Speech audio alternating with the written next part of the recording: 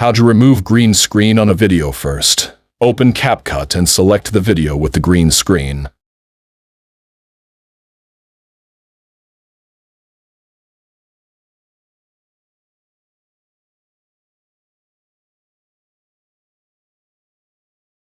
Then, after doing this, you'll find an option to remove BG.